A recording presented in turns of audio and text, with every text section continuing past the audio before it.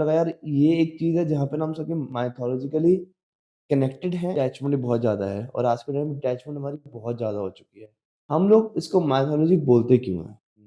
तो जो भी हमारे पुराने ग्रंथ हैं, तो उसको एक तरीके से है कि वो मिथ है।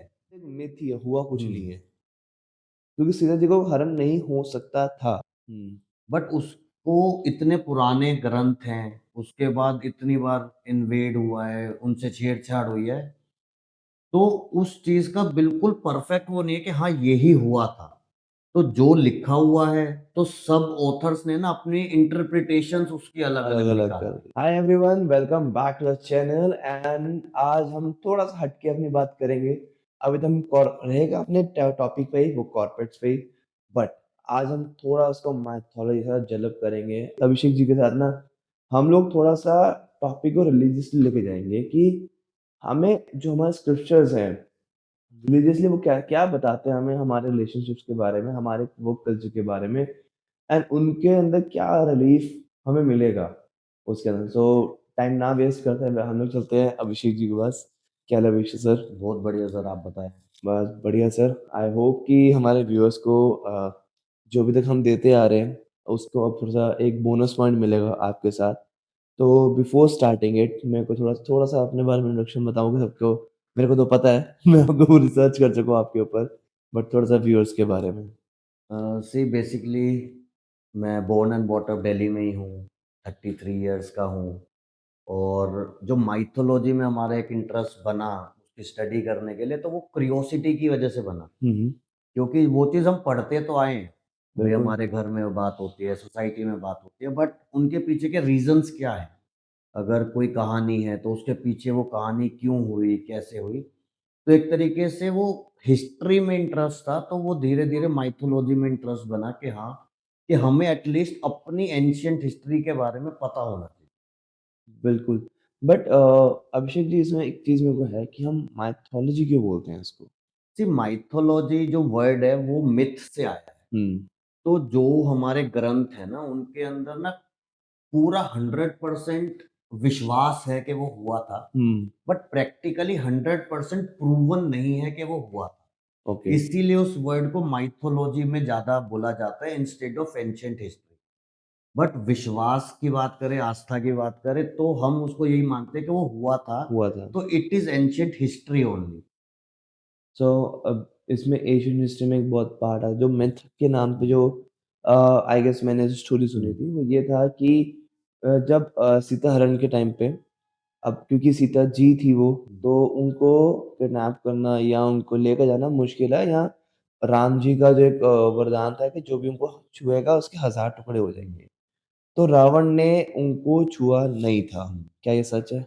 हाँ, मतलब मैक्सिमम जो इसके इंटरप्रिटेशंस हैं, तो मैक्सिमम वही है कि रावण को ये श्राप था कि वो किसी भी पराई स्त्री को उसकी मर्ज़ी अच्छा, के बिना अगर टच करेगा, तो वो वहीं पे ही मर मज़ा जाएगा। अच्छा, तो सीता जी को उसने टच नहीं किया था, उसने वही था कि अपनी दिव्य शक्तियों से कुछ हिप्नोटाइज़ करके ही अपने पुष्पक विमान पे बिठाया। बिठाया था। ओके, तभी मतलब जो इंटरप्रेशन जो हुँ, बोला जाता है कि आई गेस जो रामलीला में दिखाया भी हुँ, जाता है, वो दिखाता है कि वो लेके जा रहा है। जी। बट आई गेस जो आप बता रहे हो कि उसने हिप्नोटाइज़ करके अपने आप बैठी हुँ। थी, वो चीज़ इंटरप्रिटेशन आई गेस कहीं पे नहीं आती वो। देखो, वो भी डिपेंड करता है कि जैसे अगर हम रामलीला की बात करें, तो जो रामलीला हमने देखी अपने बचपन में, तो उसके अंदर एक्शन भी ऐसे ही करते थे कि वो हिप्नोटाइज़ करते हुए उसको लेके जाता है, हुँ, हुँ। सीता माता को। अब कई टीवी सीरियल्स में या फिर रामायण में जो रामलीला हम देखते हैं, उसके अंदर वो प्रॉपर हाथ पकड़ हाथ के पकड़ के लेके जाते लेके हैं, जाते हैं। बिल्कुल। बट मेरा जो बिलीव है, जो मैंने पढ़ा है, उसमें यही है कि उसने कभी भी सीता माता को टच नहीं नहीं किया। किया क्योंकि मैंने भी जब मैं पढ़ रहा था या मैं जब अपनी यूपीएससी तैयारी कर हुँ, रहा था, तब इंटरेस्ट बनता है हिस्ट्री हुँ, में। तब ये चीज़ मुझे पता लगी वो तो हाथों में पकड़ा ही नहीं। हुँ, मतलब जो हम देख रहे हैं, जो इवन सीरीज़ भी चल हुँ। रहे हैं, तो कोई किसी ने पकड़ा ही नहीं था। वो तो हिप्नोटाइज़ होके खुद चली गई। तो एक्चुअली इसके अंदर ना वही सारी चीज़ इंटरप्रिटेशन है, इसीलिए उसे माइथोलॉजी बोलते हैं, क्योंकि आप अपने हिसाब से अपने उस हिसाब पे से कुछ भी प्रेडिक्ट कर सकते हो। ठीक है। सो चलो हम माइथोलॉजी का तो आ गया, पता लग गया हुँ। उसमें क्या है। तो आपका रिसेंट देखा अयोध्या का जी। ट्रिप आपने मारा, कैसा लगा आपको वहाँ पे एंड क्या आपकी फीलिंग थी? पहली बात तो अयोध्या में जो राम मंदिर बना और इतने स्ट्रगल के बाद बना, बिल्कुल, तो जो रामलला के दर्शन हैं, वो अपने आप में आपको मंत्रमुग्ध कर देंगे, वो इतना सुंदर आपको देखने में लगता है। पर वहाँ जाके ना दूसरा आप इमोशनल हो जाते हो क्योंकि जो उसके आस-पास जगह हैं, राम मंदिर के जस्ट पीछे ना दशरथ महल है। अच्छा। तो वो है जो एक्चुअल महल था जहाँ दशरथ जी और राम जी और सब रहते थे। तो जैसे आप उस प्रेमाइसेस में एंटर करते हो ना, पूरा टूटा हुआ है। तो बहुत ही थोड़े बहुत अवशेष हैं और उसके अंदर एक छोटा-सा मंदिर बना हुआ है। तो आपको ना एक इमोशनल कंटेंट आता है कि यार हम हिंदुस्तान में रहते हैं और भगवान राम जिनको हम सबसे बड़ा हुँ, भगवान हुँ, मानते हैं, तो उनका एक मंदिर बनाने में 500 साल लग गए। बिल्कुल। जो भी गवर्नमेंट्स रहीं, ठीक है, आज़ादी से पहले तो हम कभी मुगल्स के, कभी अंग्रेज़ों के गुलाम रहे, बट 1947 के बाद 2022 क्यों इतना लंबे समय लगा हुँ, वहाँ पे भगवान राम को एस्टेब्लिश करने में? तो वो सारी चीज़ें देख के अयोध्या अभी भी बहुत ज़्यादा डेवलप नहीं हुआ है। हुँ, हुँ, मतलब अभी भी आपको ऐसा लगेगा कि वो टियर 2, टियर 3 सिटी ही है।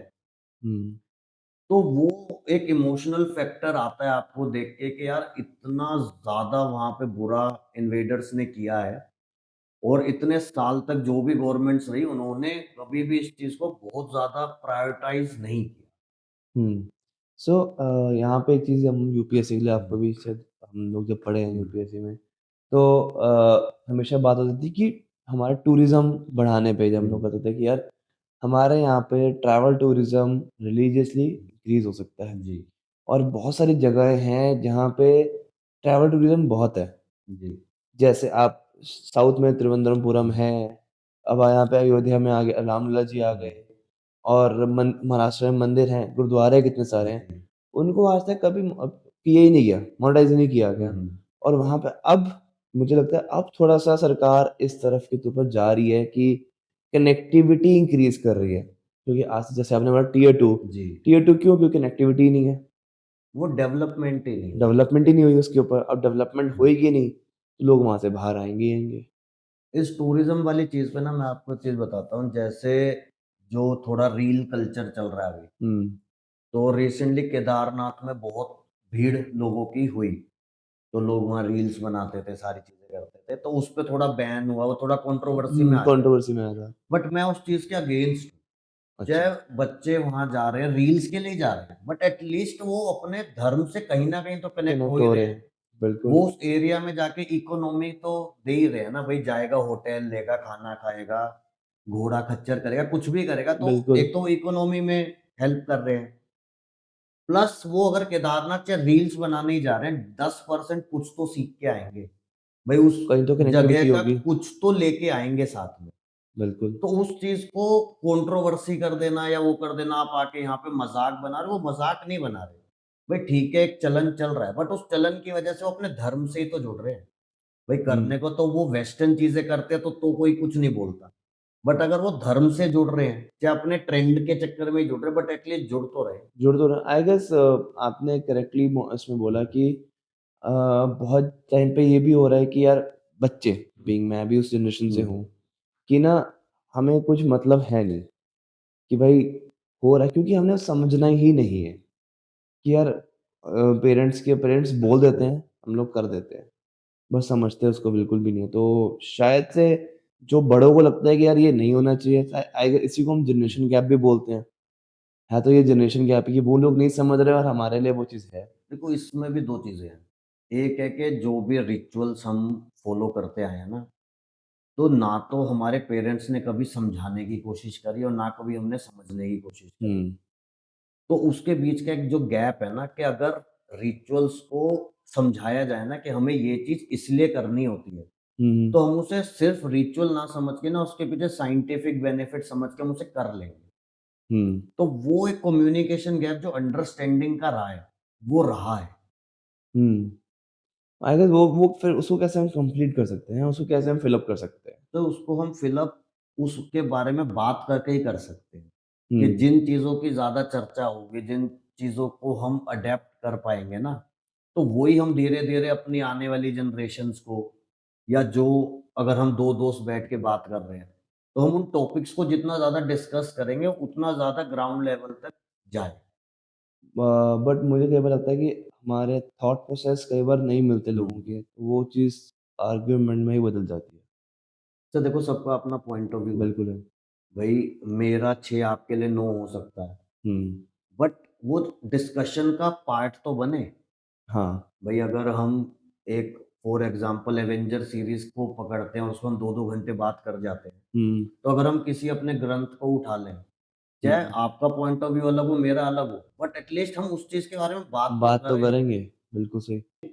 अब इसमें क्या है ना अब इसमें मेरे को लगता है कि जब अबाउट स्टडी जब मैं कर रहा था तब हमारे स्क्रिप्चर्स हैं, वो हज़ारों साल पुराने हैं और उसमें साइंटिफिकली बात भी हो रही है, हुँ, चाहे वो गुरु ग्रंथ साहब जी है, चाहे वो गीता भी है, सब में साइंटिफिकली बात हो रही है, ब्रह्मांड की बात हो रही है।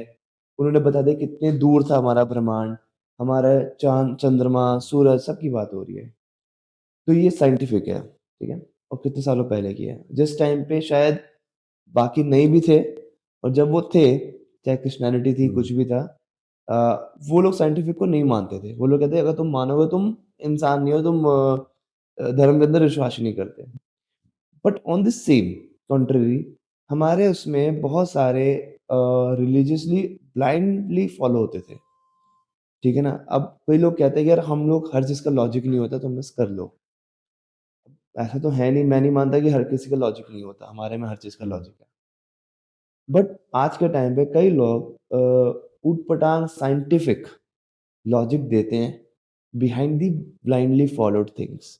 वो कितने हद तक ठीक है? सर, इसके अंदर क्या है कि जो भी रिचुअल है, या जो भी, मान लो फॉर एग्ज़ाम्पल, जैसे अभी हम बात कर रहे थे कि पेड़ पे धागा बाँधते हैं। हुँ, तो बेसिकली पेड़ पे जो धागा बाँधते हैं ना, तो मोस्टली पीपल के पेड़ पे बाँधते हैं। हुँ, तो पीपल के पेड़ में ना साइंटिफिक पावर्स हैं। हुँ, मतलब पीपल की जो खुशबू आती है, या जो पीपल की छाँव है, वो मेडिसिनल पावर्स है पीपल की अपनी। ओके। तो जो शुरू हुआ था ना कि पीपल को जल देना चाहिए, तो हुँ, उसमें ये था कि एटलीस्ट ये करने से ना रूटीन में एक तो पीपल पे पानी चला जाएगा, प्लस जो भी 2 से 3 मिनट आपको पीपल को पानी देने में लगेंगे, उतनी देर में उसकी कुछ एनर्जी आप अपने साथ ले जाओ। अपने साथ ले जाओगे। फिर जो धागा बाँधना या कुछ और शुरू हुआ, वो आप ये लगा लो कि एक विश्वास होता है। मतलब एक होता है ना कि आपको एक साइकोलॉजिकल पावर मिल जाती है कि हाँ यार, कि ये चीज़ मैंने करी थी। तो वो उससे कहीं न कहीं कनेक्टेड है कि लोग घंटी बाँध देते हैं, या फिर धागा बाँध देते हैं, या कहीं पे गाँठ बाँध देते हैं, तो वो साइकोलॉजिकली आपको एक स्ट्रेंथन करता है कि हाँ, कि आपने कुछ कर लिया। कुछ कर लिया। तो इसको हम ऐसे लेके जा सकते हैं कि आप सेल्फ आपको खुद को मोटिवेट करने के लिए मेबी हमारे बड़े बुजुर्गों ने जैसे आपने बोला कि हमारी नीम की अपनी हमें हुँ, मिलती है और हम जब धागा बाँधते हैं, एक विश्वास तो बन जाता है, हुँ, बट उन्होंने आप खुद को मोटिवेट करने के लिए हमने वो विश्वास हमारा आ गया कि हमने बाँधा हुआ था, हो जाएगा। क्योंकि मेबी मैनिफेस्टेशन हम अगर बोलते हैं इसको कि धागा बाँधा अब हो जाएगा, यकीन आता है हमारे में, हम पे काम वैसा ही हुँ। करते हैं। तो ऐसा कुछ होगा ये? सर, मैं कह रहा हूँ, आप मत मानो कि भगवान होते हैं। हुँ, आप ये मानो एक सुपर नेचुरल पावर है। तो अगर आपकी लाइफ़ में कुछ अच्छा नहीं होता ना, आपके मुँह से सबसे पहले ये निकलता है कि भगवान मेरे साथ ही ऐसा क्यों? बिल्कुल। अगर कुछ अच्छा होता है तो भी आप ऊपर देख के कहते हो कि थैंक यू थैंक यू। भगवान कि आपने मेरे को ये अचीवमेंट दे दी। हुँ, तो एक ना थर्ड पर्सन, एक सुपरनैचुरल पावर, एक एंटिटी भगवान है। अब वो है, नहीं है, वो डिबेटेबल है, बट आप ब्लेम करने के लिए भी वो हैं, और शुक्रिया करने के लिए भी वो है। बिल्कुल। तो एक विश्वास होता है कि अगर आप किसी मंदिर जाते हो ना, तो या गुरुद्वारे जाते हो, आप अरदास करके आते हो, तो आप साइकोलॉजिकली अपने आप को स्ट्रेंथन फील करते हो। बिल्कुल। तो आप भगवान को भगवान ना भी मानो, तो एक स्ट्रेंथन पावर तो आप मानोगे कि हाँ, कि ये सारी चीज़ें करने से आप साइकोलॉजिकली स्ट्रॉन्ग हो जाते हुँ, तो अगर अपने आप को साइकोलॉजिकल और हो। हुँ, स्ट्रॉन्ग के लिए मानेंगे तो हाँ, बिल्कुल ठीक। तो इसमें एक मेरे को पूछना है कि आपने कभी फ़ील किया है कि भगवान है आपके हिसाब से? तो मेरी लाइफ में 2-3 इंसिडेंट्स ऐसे हुए हैं, जिसके अंदर मुझे लगता है कि हाँ, वो बहुत ही सुपरनैचुरली कुछ हो गया था। तो आज से 7-8 साल पहले एक बार हम सारे कज़िन्स मनाली गए हुए थे घूमने के लिए। तो हम अप हिल्स की तरफ थे और हमारे आगे एक ट्रक था और जो मेरा कज़िन ड्राइव कर रहा था, तो वो उसे ओवरटेक करने लगा और सामने से एक और ट्रक आ रहा था नीचे की तरफ। तो वो मिसजज हुई टाइमिंग, तो ना तो इन्होंने रोका और ना सामने से जो ट्रक आ रहा था उसने रोका। और वो हिल्स की रोड आपको पता है छोटी होती है। तो देयर वाज़ अ पॉइंट कि ऐसा था कि हम दोनों ट्रक्स के बीच में पूरा क्रश हो जाते। बट वो फ्रिक्शन ऑफ सेकंड में हमें ये फ़ील हुआ कि हमारे जो सामने ट्रक था वो हल्का-सा ऐसे हुआ है, और जो सामने से ट्रक आ रहा था वो हल्का-सा ऐसे हुआ और हमारी गाड़ी उसके बीच में से निकल गई।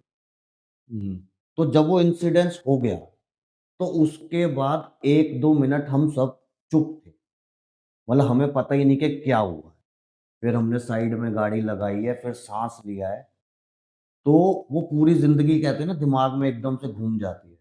तो वो प्रैक्टिकली पॉसिबल नहीं था ओवरटेक। वो जो हुआ है वो कुछ ना कुछ सुपरनैचुरली हुआ है कि थोड़ा-थोड़ा साइड वो जगह दोनों बदल गाड़ियाँ साइड हुई और हमारी गाड़ी उसमें से निकली। तो आप ये कह रहे हो कि मेबी कि जो अच्छे कर्म थे, मतलब आप उन्होंने उसे अच्छा कर्म मानो, भगवान का हाथ मानो, हमारी किस्मत मानो, या एक्चुअली वो दोनों साइड हुई थी, क्या था? बट मैं उसको ये मानता हूँ कि वो कुछ ना कुछ सुपरनैचुरल पावर से ही हुआ था, हुँ, हुँ। नहीं तो हम लोग क्रश हो जाते। हाँ, ये बहुत लोग होते हैं जो बचते हैं, मेरे भी हुआ हुँ, था अभी, सेम मनाली में थे। हुँ, हम तो मतलब वहाँ पे क्या कहते हैं, हमारे साथ बच्चा था। आज ब्लैक आइस के अंदर गाड़ी अटक गई हुँ, मेरी। हमने साइड खड़ी कर दी। और मुझे नहीं पता वो मेरे लिए पहला था कि आगे से हुँ, पहले एक ऑल्टो फिसली, अंदर लगी मेरी गाड़ी हुँ, नाली के अंदर और अंदर उसकी वाइफ़, बेबी और मेरी वाइफ़ बैठी हुई थी। उसके बाद दूसरी ऑल्टो, मैंने कहा गए। हुँ, और आपको होता है ना कि आप मेरे हाथ में लगी हुई थी, हुँ, मैं उसको रोकने की कोशिश करूँ, सारे कहते हैं हट जाओ। कुदरत थी, क्या था या फ्रिक्शन हट गया था, वो रुक गई। ओके। अब पता नहीं कि अब गाड़ी जाने वाली है, अंदर लोग बैठे हुए हैं, मैं बीच में आता हूँ, मेरे हुँ, को हो जाए कुछ हो जाए। मुझे कुछ नहीं हुआ, किसी को कुछ नहीं हुआ और गाड़ी आके रुक गई। मेबी वो मैंने उस टाइम पे हुँ, ध्यान नहीं दिया, सच्ची बोलूँ तो मैंने उस टाइम पे तो चीज़ नहीं सोची थी कि हुँ, कुदरती होगा, वो मैं इस टाइम पे फ़ील कर रहा हूँ कि हुँ। कुछ तो होगा उस टाइम पे भी, जिसने उस टाइम मुझे बचाया था। होता है सर, कुछ ना कुछ होता है। दूसरा एक इंसिडेंस मैं आपको बताता हूँ। हम लोग फैमिली ट्रिप पे थे, हम बद्रीनाथ गए थे। हुँ, तो बद्रीनाथ से 5 किलोमीटर पे माना करके एक जगह है। अच्छा, वहाँ से सरस्वती माता का एक तरीके से स्टार्टिंग है सरस्वती नदी की। ओके। तो उसके ऑन द वे पे ना छोटे-छोटे झरने हैं, जिसके हुँ, हुँ, बीच में से ही आपको गाड़ी लेके जानी पड़ती है। तो हमारी 5-6 गाड़ियाँ थी, तो उसमें से एक गाड़ी उसके अंदर स्टक हो गई। ओके, और वो हुई अराउंड शाम को 4-5 बजे के आस-पास, जब अंधेरा होने लगता है। और ठंड थी, पानी कंटीन्यूअसली था और वो धीरे-धीरे गाड़ी को क्रॉस कर गया पानी। हम लोग भी नहीं घुस पा रहे थे उस पानी में क्योंकि इतना ठंडा पानी था। और फिर हम हेल्पलेस हो गए कि अब क्या करें? तो आर्मी के कुछ ट्रक आए वहाँ पे, उन लोगों ने कोशिश करी, उनसे भी वो गाड़ी नहीं निकली। और हम सब परेशान कि अब रात हो रही है, एल्डर्स हैं, बच्चे हैं, तो क्या करेंगे? ऑल ऑफ द सडन एक गाड़ी आई वहाँ पे, मारुति वैन में थे 5-6 लोग। वो उन्होंने हमें देखा, उन्होंने अपने कपड़े उतारे, वो पानी में घुसे, उन्होंने क्या पत्थर-वत्थर नीचे लगाए, विदिन 2 मिनट्स वो गाड़ी बाहर हो गई और वो लोग चले गए। अच्छा, तो हमें ऐसा हुआ कि हम अपनी गाड़ी निकालने के लिए इस पानी में नहीं घुस पा रहे थे, आर्मी ने नहीं निकाली, उनका भी रस्सा टूट गया, उनसे गाड़ी नहीं निकली, ये लोग कौन थे? तो वही होता है कि भगवान खुद तो आएँगे नहीं, नहीं आएँगी। पर वो किसी न किसी को भेज देंगे। हाँ, तो ट्रू, वहाँ जहाँ हमारी सारी होप्स खत्म हो गई थी ना, तो एकदम से ऐसा हुआ ना, तो आपका विश्वास बनता है कि नहीं, हाँ, कहीं बिल्कुल। तो जो हमने अपने दिल से प्रे करा कि भगवान हमें यहाँ से बचाओ, तो उन्होंने किसी को भेजा और विदिन 2-3 मिनट्स जो गाड़ी 2-2 घंटे से नहीं निकली थी, वो एकदम से निकल गई बाहर। तो ये वही आप वही आगे बात है, बिलीफ बिलीव है। बिलीव है। वही है कि कोइंसिडेंस भी हो सकता है, पर हुँ, नहीं आप सोचते हो कि वो इतनी देर से क्यों नहीं हुआ? करेक्ट। तो कहीं न कहीं तो होता है कि ना ऊपर वाला आपको हेल्प करने के लिए कुछ तो सोर्सेज़ देगा।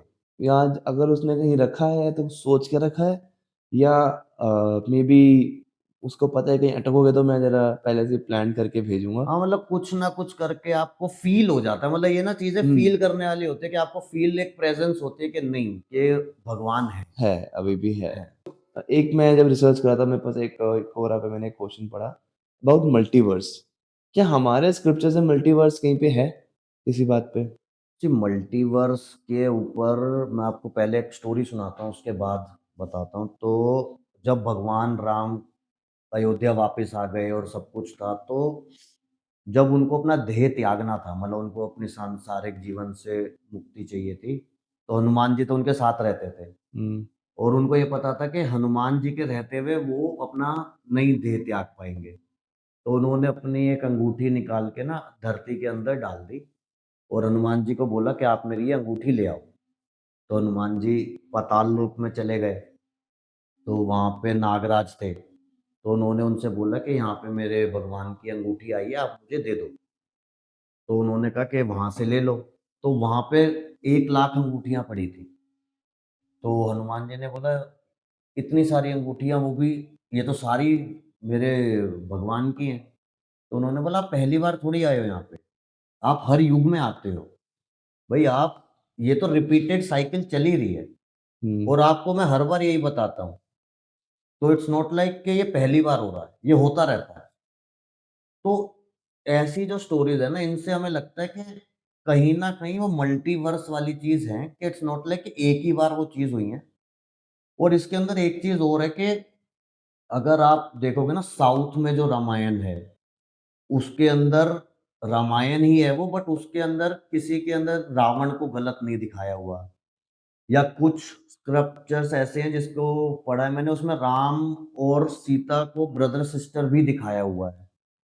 तो ये कि वो बहुत बार हुआ है। तो बहुत बार होने में कई उनके अंदर कौरव और पांडवों में कौरवों को विनर दिखाया हुआ है, कइयों में पांडवों को विनर दिखाया हुआ है।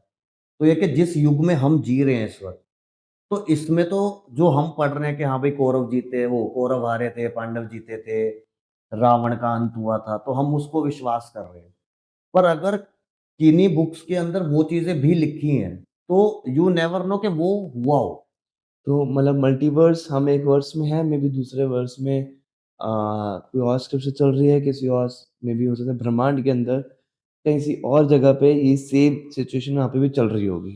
सर यू नेवर नो ना, इतनी बड़ा गैलेक्सी हुँ, है, उसके अंदर एक छोटा-सा एक अर्थ है। अर्थ है। अब ऐसी कितनी अर्थ हों, उसके बिल्कुल। अंदर कितना कुछ घूम रहा हो, मतलब हमें अपना साइज़ पता ही नहीं। हुँ, हमें ऐसा लगता है कि हम रूल कर रहे हैं, पर हो सकता है कि हम एक ऐसी बोल हों जिसकी जो किसी की नज़र में ही ना हो नज़र में ना हो। और उनका बहुत बड़ा एक ब्रह्मांड अपना अलग ही चल रहा हो। बिल्कुल हो तो सकता है। ये तो सिर्फ़ सोचने वाली चीज़ें हैं, उनके पीछे की हकीकत क्या है? अब इसके पीछे ना मैं कई बार सोचता था, जैसे चींटियों का टीला आपने देखा होगा, हुँ, तो चींटियों की भी अपनी एक लाइफ़ तो होती होगी। हुँ, वो हो सकता है हमें देख के ऐसा सोचते हो कि भई ये लोग कौन हैं? ये हमसे बहुत बड़े लोग हैं और उन टीलों पे हमारी सालों-साल नज़र नहीं जाती। नहीं, वो बन रहा होता है। तो हो सकता है हम किसी और के लिए चींटियाँ हों, कि जिसको हो सकता ऐसा है कि भई ये लोगों को तो मैंने देखा ही नहीं, पता नहीं कितने लाख साल से ये लोग पले जा रहे हैं। हुँ, तो उस चीज़ को तो हम डिफ़ाइन ही नहीं कर सकते कि क्या है और क्या नहीं है। मतलब आपने ऐसी चीज़ बोली है कि अ, फैक्चुअल है और उसमें मेरा कोई वो भी नहीं हो सकता कि यार इसमें काउंटर भी नहीं है कि हाँ, हाँ, ये हमारे लिए उनका टीला नहीं तो हम हमसे बड़े तो बहुत लोग हैं। हम उनके लिए तो हमारा भी टीला नहीं है, हम लोग मतलब जिनको हम बिल्कुल नेग्लेक्ट करते हैं, तो हो सकता है हम भी नेग्लेक्ट हो रहे हों कहीं न हो रहे कहीं। होंगे, फॉर श्योर हो रहे होंगे और कि इतने जैसे हम, जब वो टीला दिखता है, एक बाल्टी पानी की डाल देते हैं और वो हुँ, सब बह जाता है। तो यू नेवर नो कि कब कोई ऐसी सुनामी या कुछ आए हम कि सारे बह जाएँ। कि हम सारे बह जाएँ। सो इसमें जैसे हमारे हैं जैसे कि अगर बात करूँ सबसे ऊपर शिव जी हैं, हुँ, उसके बाद ब्रह्मा जी हैं। तो आई गेस कितने ब्रह्मा जी होंगे फिर ऐसे? अगर हम ब्रह्मांड की बात करें तो तो कितने ब्रह्मा होंगे? बेसिकली क्या है कि जैसे शिव जी हो गए आपके, ब्रह्मा जी हो गए और विष्णु जी हो गए। हुँ, अब ब्रह्मा जी हो गए क्रिएटर, विष्णु जी हो गए जो इस चीज़ को चला रहे हैं, हुँ, और शिव जी को जो उपाधि दी है वो डिस्ट्रॉयर की दी है कि भई जब बिल्कुल ही अंत आ जाए तो अब आपको सब खत्म करना। तो अगर हम माने कि मल्टीवर्स हैं और अलग-अलग दुनिया में सारी चीज़ें हो रही हैं और वो लोग भी अगर सनातन को मानते होंगे, तो जितने मल्टीवर्स होंगे फिर उतने ही ब्रह्मा, विष्णु, महेश भी होंगे। हुँ। बट शिव जी एक होंगे। नहीं, इट्स नॉट नेसेसरी, अच्छा, क्योंकि शिव जी जो एक है ना महादेव, वो शून्य है, मतलब उनका ना तो कोई बर्थ कहीं पे डिस्क्राइब्ड है, ना डेथ डिस्क्राइब्ड है। तो वो शिव जी को अभी ये है कि जब कलयुग का भी अंत होगा ना, तो वो भी शिव जी के हाथों ही होगा। अच्छा।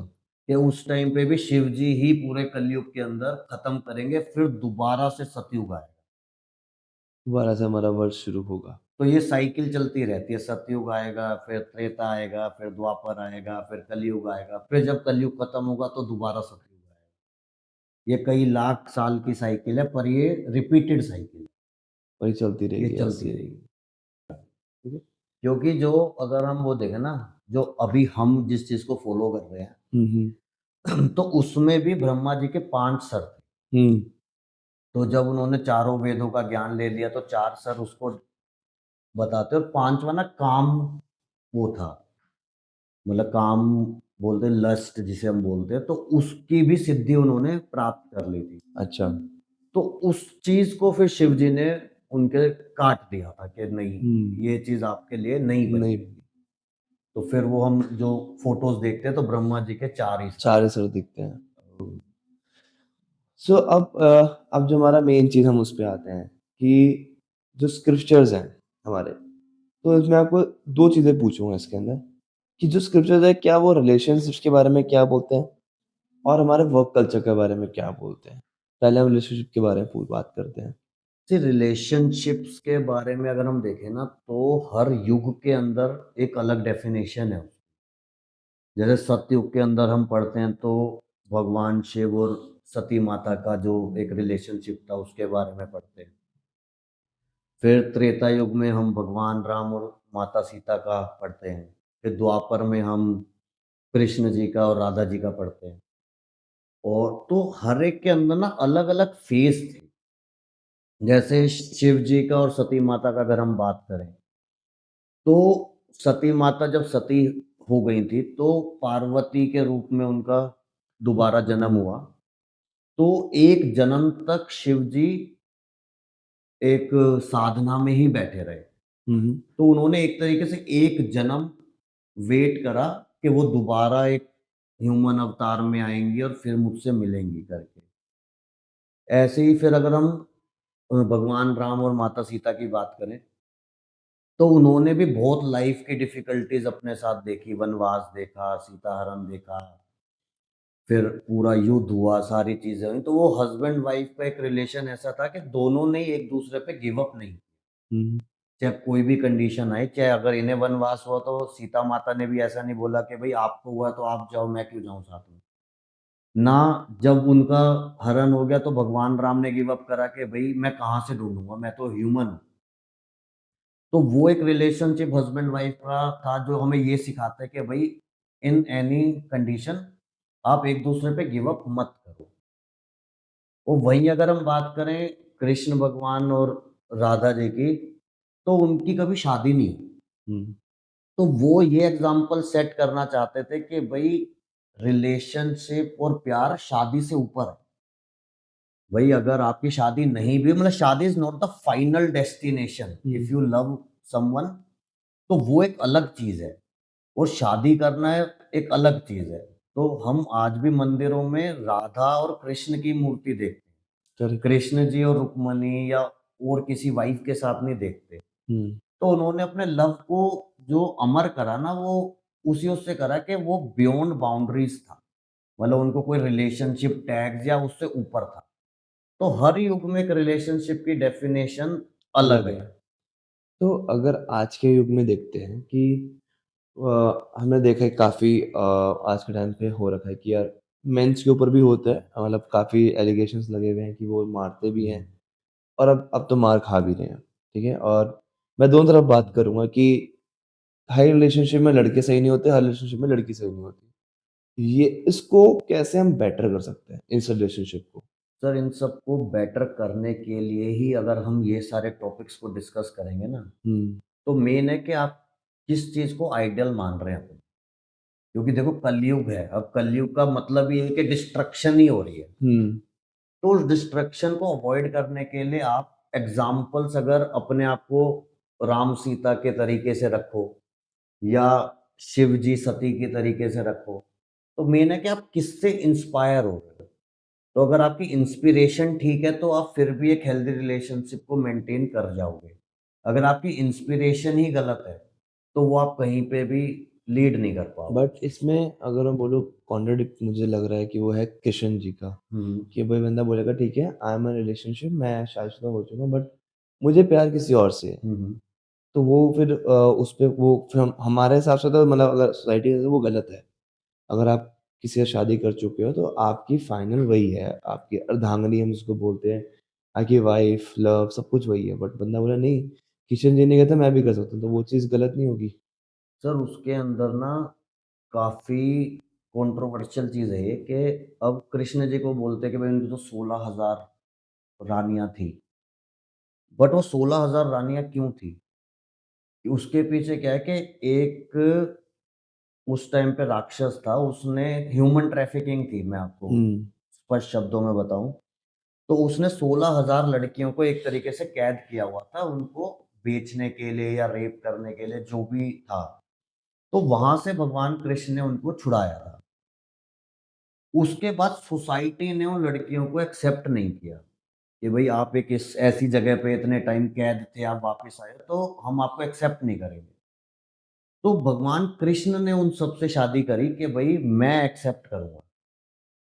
बट बॉलीवुड ने हुँ, और जिन्होंने ग्रंथों के साथ छेड़छाड़ करी, तो वो उन्होंने गाना बना दिया कि मैं करूँ तो कैरेक्टर ढीला, कृष्ण हुँ। करे तो रासलीला। बट उसके पीछे की स्टोरी पढ़ोगे तो फिर आप ऐसा नहीं प्रेडिक्ट वो बोलोगे कि हाँ, ऐसा था या वैसा था। मेबी वो हाँ, मूवी प्रेडिक्ट करवा देते हैं तो हमारे दिमाग में वही चीज़ क्योंकि छपती है। बॉलीवुड क्या है, वो ना एक स्लो पॉइज़न के तरीके से आपके दिमाग में चीज़ें डालता रहता है और हम हुँ, डलवाते रहते हैं क्योंकि जो हम देख रहे हैं, वही हम एडॉप्ट कर रहे हैं। बिल्कुल। तो कहीं पे भी ये चीज़ नहीं बताएँगे कि वो 16,000 क्यों थी? हुँ, अब वो उन्होंने उस चीज़ की लिबर्टी ले रखी है कि भई कृष्ण जी की भी तो इतनी थी, बिल्कुल। भई गोपियाँ थी, ये था, वो था, तो मैं भी कर लूँगा। पर वो क्यों थीं? भई उनके पीछे क्या रीज़न था? उनको रिस्पेक्ट देनी थी उनको सोसाइटी के अंदर, हुँ, कि कल को कोई उनको अपशब्द ना बोले या ऐसा ना करे कि भई आप तो वेश्या हो या एक्स, वाई, ज़ेड। तो उन्होंने तो एक तरीके से रिस्पेक्ट दी उन लोगों को। हुँ, बट धीरे-धीरे विद टाइम बॉलीवुड लगा लो और चीज़ें लगा लो, तो उस चीज़ का ना थोड़ा मज़ाक सा बना दिया लोगों ने कि भई रासलीलाएँ करनी है तो कृष्ण बन जाओ, ये कर लो। और उसके पीछे के रीज़न्स अलग थे। रीज़न्स नहीं आई गेस हम जब बात कर हुँ, रहे थे कि रीज़न्स किसी को नहीं पता हुँ, होते, बस हम विश्वास कर लेते हैं कि विश्वास कर लिया, पर रीज़न किसी को भी नहीं पता शायद, वही वाला एक ही रीज़न है। बट अब इसको अगर हम बात करें किसी भी रिलेशनशिप के बारे में, कोई एक हम उसको कैसे बेटर कर सकते हैं? जैसे आपने बोला कि एक हस्बैंड-वाइफ का तो हो गया। अब हम बात करते हैं भाई-बहन या आपस में भाई-भाइयों की भी आजकल काफ़ी वैर होते हुँ। हैं। उनको बेटर करना कैसे उसको कैसे बेटर कर सकते हैं? तो एक हेल्दी लाइफ़ के लिए ना मतलब मैंने जो अपनी स्टडी करी है, वो ना 4 पिलर्स पे होती है। एक हो गई आपकी फैमिली, एक हो गए फ्रेंड्स, एक हो गया वर्क और एक हो गए आप खुद। हुँ, अगर आपने इन चारों चीज़ों के बीच में बैलेंस बना दिया, तो आपकी लाइफ़ बहुत अच्छी चलेगी। अगर आप सिर्फ़ वर्कोहॉलिक रहे, तो आपकी फैमिली, फ्रेंड्स और आप खुद कभी ग्रो नहीं कर पाओगे। अगर आप सिर्फ़ फ्रेंड्स में रहे, तो आपकी फैमिली डिस्टर्ब होएगी, आपका काम डिस्टर्ब होएगा, आप खुद डिस्टर्ब होगे। सेल्फ जो है वो ये कि आप अपने लिए क्या कर रहे हो? आप जिम जा रहे हो, आप खेलने जा रहे हो, आप कुछ पढ़ रहे हो, तो वो ग्रोथ भी ज़रूरी है। मतलब आपको अपने लिए अगर दिन में 2 घंटे, 3 घंटे चाहिए, तो वो भी ज़रूरी है। पर साथ में आपको अपने काम पे भी उतना ही समय देना चाहिए, आपको अपनी फैमिली को भी उतना ही समय देना चाहिए और अपने फ्रेंड्स को भी उतना ही देना चाहिए। तो जिसने ये चारों पिलर अपने बैलेंस के साथ कर लिए, तो मेरे ख्याल से वो सबसे हैप्पी आदमी हुआ आज की डेट में। हुँ। आई गेस ये बैलेंस करना तभी आजकल हमारा जो फ्रस्ट्रेशन लेवल हुँ, है, वो काफ़ी इंक्रीज़्ड रहता है कि बैलेंस आउट नहीं हो पाता, हर कोई परेशान हो हुँ। जाता है। तो हमारे स्क्रिप्चर्स में वर्क लाइफ बैलेंस के ऊपर भी कुछ है या काम के ऊपर जो प्रॉब्लम्स आती हैं, उसके ऊपर भी कुछ हमें दिया गया है कि कैसे उसको हैंडल करना है? तो इसके अंदर ना एक अगर हम भगवान राम का एग्ज़ाम्पल लें, सीता हरण वाला जो फ़ेज़ था, अब वो सोने का हिरण लेने चले गए।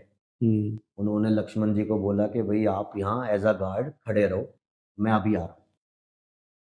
फिर किसी कारणवश लक्ष्मण जी को भी अंडर प्रेशर जाना पड़ा। उस वजह से सीता माता पे कोई गार्ड नहीं रहा और रावण ने आके हरण कर लिया। अब आपने कहीं पे भी ये नहीं पढ़ा होगा कि भगवान राम ने ना लक्ष्मण को आके डाँटा हो कि तू क्यों आया? या जब वो सीता माता से मिले हो तो उन्होंने बोला हो कि जब हम मना करके गए थे तो क्यों आपने ये करा? तो इससे हम ये सीख सकते हैं कि प्रॉब्लम हो गई। आप एक टास्क में थे और उसमें इश्यू आ गए। तो इंस्टेड के उसको लेके आप बैठे रहो कि क्यों हुआ, क्यों हुआ? आप उतनी एनर्जी अगर उसको ठीक करने में लगाओगे ना तो वो चीज़ ठीक हो जाएगी। हुँ, क्योंकि जो हो गया वो तो हो ही गया ना। अब उसके क्यों हुआ, कैसे हुआ, उसकी जगह आप उसके सॉल्यूशन पे काम करो। तो भगवान राम को भगवान जो बोलते हैं ना, वो इसी रीज़न्स की वज़ह से बोलते हैं कि उन्होंने उन चीज़ों को पकड़ा नहीं। अब उनको हुआ कि भई आपको वनवास जाना है। उन्होंने कहा ठीक है जाना है।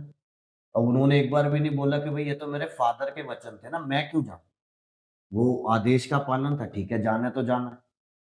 तो एग्ज़ीक्यूशन पे फ़ोकस ज़्यादा है इंस्टेड के प्रॉब्लम हुई क्यों? हुँ। तो अब आई गेस हम अगर इसको मैं अपने कॉर्पोरेट लैंग्वेज में हुँ, बोलूँ तो प्रॉब्लम सॉल्विंग स्किल्स जो आई गेस हम आज सीख रहे हैं, वो राम जी उस टाइम पे ही सिखा गए कि तुम्हें प्रॉब्लम सॉल्विंग स्किल्स पे जाना है, ना कि प्रॉब्लम को ढूँढने जाना है। प्रॉब्लम तो सर हो गई ना।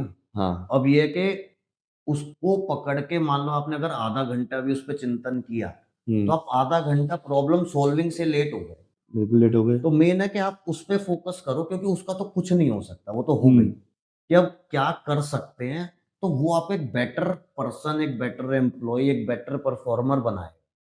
Correct, true. सो अब जैसे हम कर भी लेते हैं बट फिर भी कई बार स्ट्रेस रहता है। स्ट्रेस के लिए हम क्या कर सकते हैं इसके अंदर? मैं अपना उसमें स्क्रिप्चर्स के थ्रू? तो देखो स्ट्रेस के लिए स्क्रिप्चर्स हो गए, हमारी माइथोलॉजी हो गई, स्पिरिचुअलिटी हो गई और वो किसी भी धर्म की हुई, मतलब इट्स बियॉन्ड कि सनातन है या कोई और धर्म है। बेसिकली मेडिटेशन जो है ना, वो आपको बहुत ज़्यादा रिलैक्स करती है। तो आप उसके अंदर कुछ मत करो, आप गुरुद्वारे जाते हो या मंदिर जाते हो, तो आप वहाँ पे बैठ जाओ। तो वहाँ की जो वाइब्स है ना, वो ही आपको हील कर देती है। ओके। मतलब डिपेंड करता है आप उसको प्रॉपर फ़ील करो। मतलब अगर आप अपनी आईज़ क्लोज़ करके क्योंकि ये जो कान होते हैं ना, ये परमानेंट इनटेक लेता ही लेता है। हुँ, बाकी सेंसेस तो हम बंद कर सकते हैं, हम आँख बंद कर सकते हैं, हम साँस रोक सकते हैं, हम बोलना बंद कर सकते हैं, पर कान कभी हम बंद नहीं कर सकते।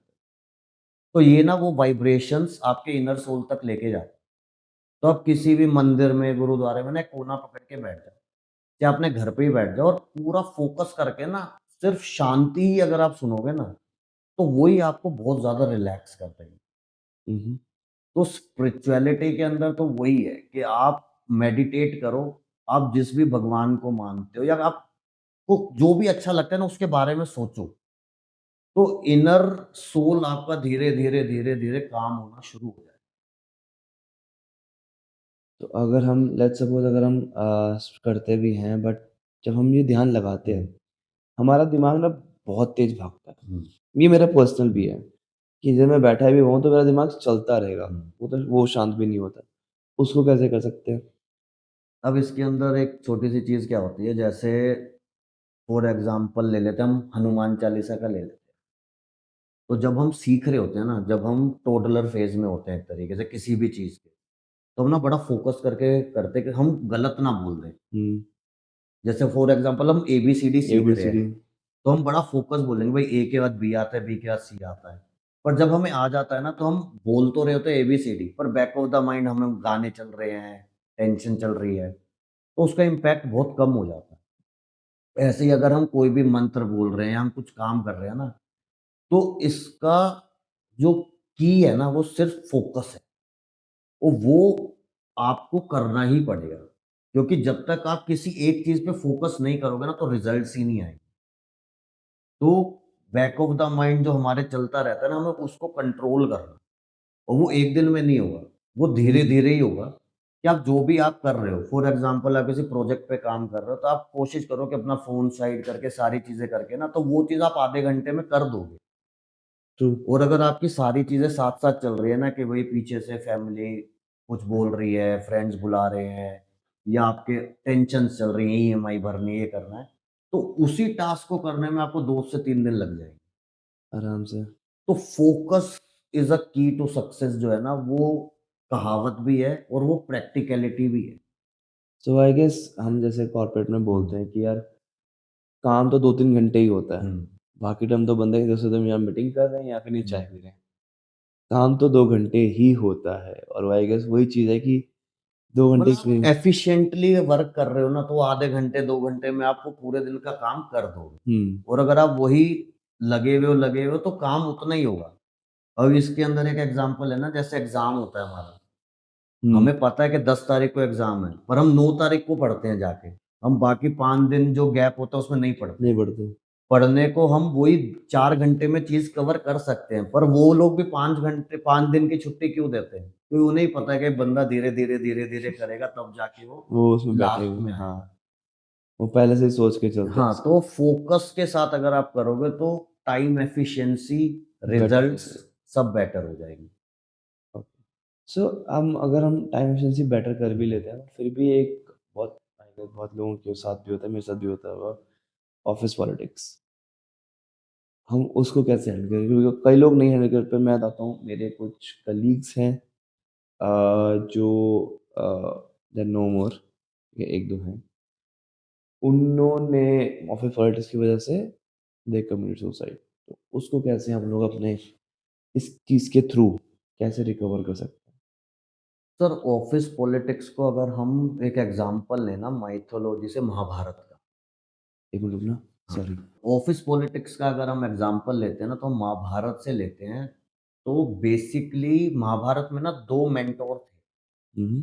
एक थे कृष्ण जी, जो पांडवों का पूरा चला रहे थे और कौरवों की तरफ से थे शकुनी, हुँ, जो हुँ। सबसे माइंडेड थे। अब कॉर्पोरेट लाइफ़ में भी ना आपको एक अच्छा मेंटर बहुत ज़रूरी है, जो आपको गाइड करे और इट्स नॉट नेसेसरी वो आपके ऑफ़िस का हो। भई आपके फैमिली में भी हो सकता है, फ्रेंड्स में भी हो सकता है, बट जिस पे आपको ट्रस्ट है कि जो ये कह रहा है ना वही सही है। तो selecting a mentor is also challenging. अब महाभारत में क्या है कि जो शकुनी थे, वो मेंटर थे उनके, उन्होंने पूरा कौरवों के लिए करा, but back of the mind Shakuni खुद चाहते थे कि कौरवों का नाश हो जाए। हुँ, हुँ। क्योंकि उनकी सिस्टर जो थी, उनको एक अंधे की तरह पूरी ज़िंदगी बितानी पड़ी थी, तो उनके माइंड में ये था कि नहीं, ये इसके साथ अन्याय हुआ है, तो मैं इनका सर्वनाश करना चाहता हूँ। वहीं एक दूसरी तरफ मेंटर थे भगवान कृष्ण। उन पे रिसोर्सेज़ नहीं थे, उन्होंने सारे रिसोर्सेज़ कौरवों को दे दिए थे, अपनी सेना और सब कुछ। बट वो खुद उनके साथ रहे और उनका मोटिव सिर्फ़ जीत था कि भई अधर्म पे धर्म की हम जीत करें। तो जो पॉलिटिक्स चलती है ना ऑफ़िसेज़ के अंदर, तो वो भी कहीं न कहीं महाभारत ही है। तो वो डिपेंड करता है कि आप जिसकी गाइडेंस ले रहे हो, कि वो गाइडेंस भी आपको काम आएगी या नहीं आएगी। हुँ, कि उसके पीछे उसका कोई हिडन मोटिव आपको डिस्ट्रैक्ट करने का ही तो नहीं है। तो selecting a mentor is also tough job. But जब आपने वो कर लिया, तो फिर अर्जुन की तरह पूर्ण समर्पण कर दो। फिर आपको अपना दिमाग नहीं लगाना। फिर जो उन्होंने कहा, भई Arjun was himself a great warrior. Correct. But बहुत सारे पॉइंट ऐसे थे जहाँ पे चीटिंग करनी पड़ी। भई निहत्थे पे वार वाह! करना वाह! पड़ा, वाह! पर उन्होंने करा। क्यों? क्योंकि उनके मेंटर ने बोला कि करना है तो करना है। तो ये बहुत सारी चीज़ें अगर हम पढ़ेंगे ना तो उसे हम इम्प्लीमेंट अपनी वर्क लाइफ में कर पाएँगे। हुँ। तो इसके अलावा और कोई एक एग्ज़ाम्पल जैसे हम लेते हैं अगर स्ट्रेस रिलीफ़ के अंदर ही स्ट्रेस और ऑफ़िस पॉलिटिक्स कि घर आके हमें क्या कर सकते हैं और कि जिससे हमारा थोड़ा स्ट्रेस रिलीफ़ हो हमारा? देखो ऑफ़िस पॉलिटिक्स के ऊपर एक और एग्ज़ाम्पल जो है वो है कि जैसे महाभारत में कर्ण और अर्जुन का हम देखते हैं। तो Karna was capable enough to fight with Arjun, to compete with Arjun. But उनको ना मौके नहीं मिले।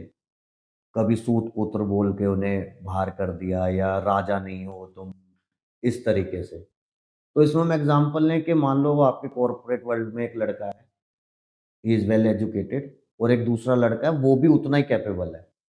एक है वो मैनेजर का फ़ेवरेट है, हुँ, तो उसको अपॉर्च्युनिटीज़ जल्दी मिल रही है। जो दूसरा है वो अपनी शर्तों पे काम करता है, पर उसे अपॉर्च्युनिटी ही नहीं मिल पा रही।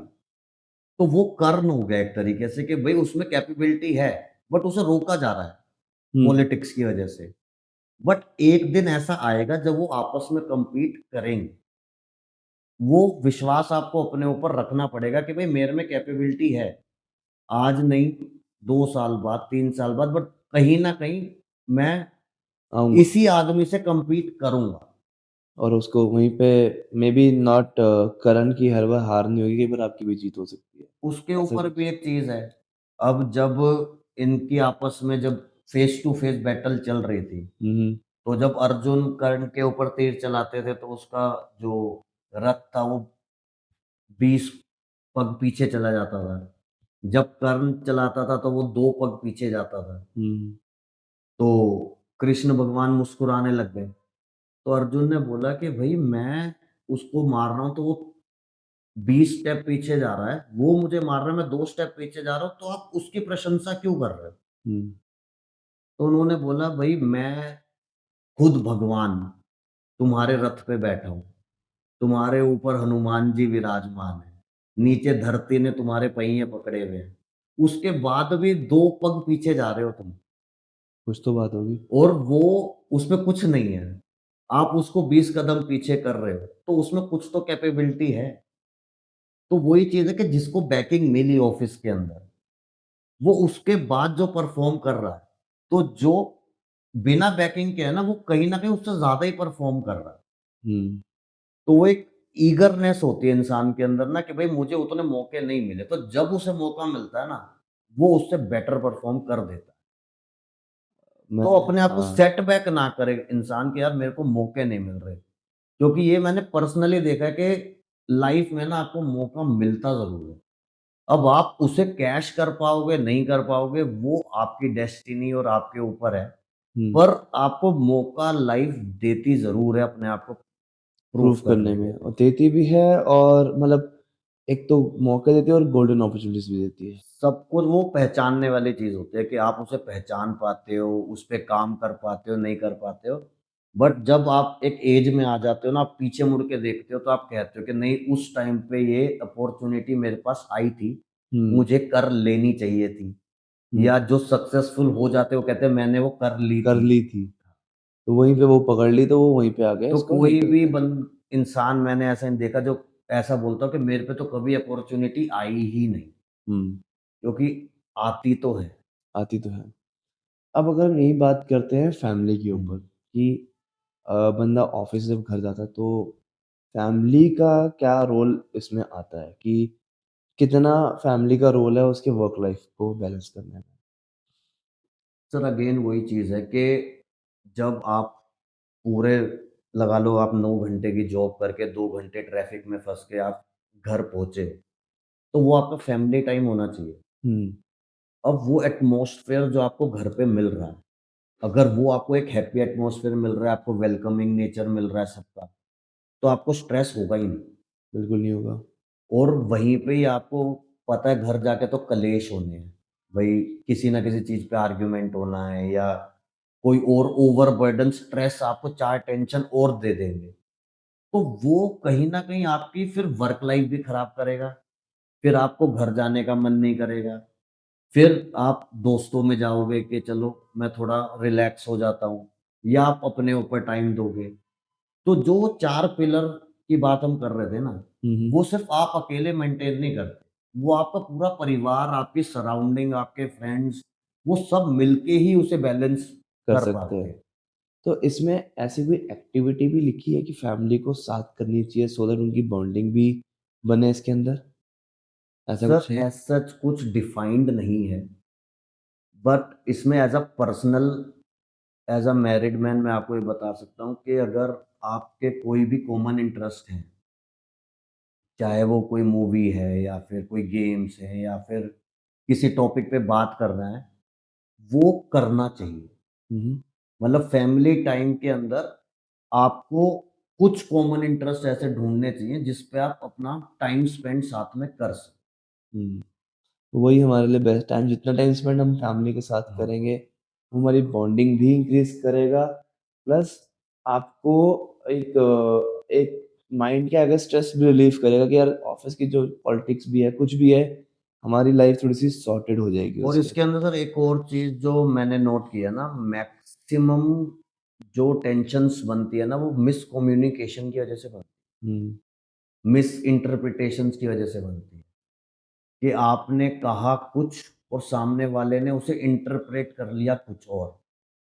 तो जितनी ज़्यादा कन्वर्सेशंस होंगी ना, किसी भी रिलेशनशिप में, चाहे आप ऑफ़िस में हो या आप अपनी फैमिली में हो या फ्रेंड्स में हो, तो कई बार क्या होता है आपने कुछ और बोला था, हुँ, हुँ, पर सामने वाला ना उसे कुछ और वे में ले जाता है और वो फ्रिक्शन आ जाती है। तो जब भी आपको ऐसा कभी फ़ील हो ना, तो उस टॉपिक को वहीं डिस्कस करो और डिस्कस करके उसे ख़त्म कर दो, हुँ, कि वो मिसअंडरस्टैंडिंग आगे जाए ना। कि मैक्सिमम चीज़ें ना सिर्फ़ मिसकम्युनिकेशन की वज़ह से होती है, कि आपको कोई थर्ड पर्सन आके बोल जाएगा कि यार उसने ऐसे बोला था। हुँ, आप उससे क्लैरिफ़ाई नहीं करोगे कि यार तूने ऐसा बोला था क्या? पर आप उसे मान लोगे कि यार ऐसा हुआ होगा। तभी बोला उसने। हाँ, तो जितनी कम्युनिकेशन एक रिलेशनशिप में आएगी ना, जितनी पारदर्शिता आएगी कि हाँ, ट्रांसपेरेंसी जिसे हम बोलते हैं, उतनी वो चीज़ आगे लॉन्ग रन तक सस्टेन करेगी। इसका कोई एग्ज़ाम्पल है हमारे उसके अंदर, कोई स्क्रिप्चर्स में? सर स्क्रिप्चर्स के अंदर तो क्या है ना, वो युग अलग थे। हुँ, वहाँ पे तो मिसअंडरस्टैंडिंग्स थी ही नहीं। अच्छा। तो वो तो पारदर्शिता वैसे ही थी कि भई पूर्ण समर्पण वाली चीज़ें ऑलरेडी थी, हुँ, कि भई अगर आपने बोल दिया तो वो अनक्वेश्चनेबल चीज़ें थी। तो ये सारी चीज़ें तो कलयुग में आके ही हुँ, हो रही हैं कि लोगों को एक-दूसरे पे डाउट्स आते हैं या फिर वो चीज़ें आती हैं। पहले के युग में इसीलिए तो उन्हें अच्छा माना जाता है ना कि हाँ, वो अच्छा था टाइम। हाँ। तो अब हमारी कोशिश तो यही रहती है कि हम पूरा तो अडॉप्ट नहीं कर सकते उन चीज़ों को, हुँ, बट उसका अगर हम 1-2% भी कर लेंगे तो हम एक बेटर लाइफ़ की तरफ चले जाएँगे। करेक्ट। हुँ। अभिषेक जी, अब इसमें आता है कि हम लोग जब ऑफ़िस का प्रेशर आ जाता है, ठीक है? अब प्रेशर कई बार ये होता है सेटबैक लगता है हमें, तो यार ब्रेक ली है तो हुँ, चलो 45 मिनट्स का चल रहा है, चल रहा है। हुँ, तो हमारे पास क्या होता है क्या होता है कि अब कई बार हम प ऑफ़िस पॉलिटिक्स करते हैं हम लोग, ठीक है? उसके शिकार भी हो जाते हैं। हम अपने फैमिली को में देख लेंगे, सब कुछ कर लेंगे, बट कई बार वो चीज़ें दिमाग में लग जाती है। हुँ, चाहे हमें पता है मौका दोबारा मिलेगा, हम दोबारा खड़े हो हुँ। जाएँगे। बट कई बार ना वो चीज़ लग जाती है, तो उसको कैसे सेटबैक्स को कैसे हैंडल करें? तो इसके अंदर ना एक स्टोरी सुनाता हूँ मैं पहले आपको। जब माता सती वाली जो स्टोरी है, तो उनके फादर ने एक इवेंट रखा था। तो उसके अंदर उन्होंने शिव जी को और माता सती को इनवाइट नहीं किया था। पर माता सती ज़बरदस्ती वहाँ गई। तो एक कहावत है ना कि बिना पूछे नहीं जाना चाहिए, वो वहीं से ही आई थी। और वहाँ वो जैसे ही गई ना, तो उनके फादर जो थे दक्ष, उन्होंने ना कंटीन्यूअसली माता सती को और शिव जी को गालियाँ देनी शुरू करी। ये तुम्हें बुलाया नहीं, तुम क्यों आए हो? तुम वहीं जाओ, ये वो करते-करते तो सती माता के अंदर ना बहुत आक्रोश आ गया, मतलब गिल्ट आ गया कि यार मेरे पति ने मना भी किया था और शिव जी उन्हें कंटीन्यूअसली बोल रहे थे मत जाओ, पर मैंने क्यों नहीं मानी उनकी बात? हुँ, हुँ। और वो उस एंगर में उन्होंने अपने आप को जला दिया। तो जो दक्ष थे ना, उन्होंने इस चीज़ को ना पूरी लाइफ रिग्रेट करा। यार ऐसा भी क्या हो गया था कि जो मैं चुप ही नहीं हो पाया उस टाइम। तो इसके अंदर हम ये लर्निंग ले सकते हैं कि अगर आप किसी ऐसी सिचुएशन में हो ना, तो आप रिएक्ट ऑन द स्पॉट मत करो, अच्छा। होने दो चीज़ को। फिर ठंडे दिमाग से सोचो। मतलब एज़ अ बिज़नेसमैन मैं अगर आपको बताऊँ ना, तो अगर मान लो मेरी ऑर्गेनाइज़ेशन में कुछ ऐसा हो गया जो अनकंट्रोलेबल है, हुँ, तो मैं उस वक़्त उस सिचुएशन से बाहर आ जाऊँगा फिज़िकली। मेंटली तो नहीं आ सकता, या पर फिज़िकली मैं वहाँ से बाहर आ जाऊँगा। जब वो चीज़ें शांत हो जाएँगी, फिर मैं उसके ऊपर सोचूँगा कि अब इसको रेक्टिफ़ाई कैसे कर सकते हैं। क्योंकि हीट ऑफ द मोमेंट में अगर मैं कुछ करूँगा ना, तो वो नेगेटिव भी हो सकता है, वो पॉज़िटिव भी हो सकता है। हुँ, तो पेशेंस, कामनेस जितना हम अपने अंदर ला पाएँ ना, और हीट ऑफ द मोमेंट में चीज़ें ना करें। मैक्सिमम जो फाइट्स, आर्गुमेंट्स होते हैं ना, वो हीट ऑफ द मोमेंट में ही होते हैं, हुँ, कि आपकी और मेरी किसी चीज़ पे बहस हुई, और हीट ऑफ द मोमेंट मैं उन चीज़ों को मीन नहीं भी करता हूँ ना, मैं बोल दूँ। बोल दोगे। और वो क्या है, वो मुँह से निकली हुई चीज़ ना वो वापस नहीं जाती। और हुँ, सबसे बड़ा हथियार जो है ना, वो शब्द है। ये ये शब्द आपको जितना हर्ट कर देंगे ना, कुछ और नहीं कर सकता। नहीं कर सकता। तो उन सिचुएशंस पे अपने आप को कोशिश करो कि आप चुप रहो, आप काम रहो, आप सुनो। और जब लगे कि हाँ, सिचुएशन अब थोड़ी नॉर्मल हो गई है, तब फिर उस पे एग्ज़ीक्यूशन कर पाओ। तो आप एक बेटर रिज़ल्ट की तरफ जाओगे, डिस्ट्रक्शन की जगह कंस्ट्रक्शन की तरफ चले जाओगे। हुँ, तो सेटबैक्स को अगर आप सेटबैक्स को आता भी है, तो आई गेस आप उस सेटबैक पे ना इतना वहाँ से बस सिचुएशन बाहर आ जाओ।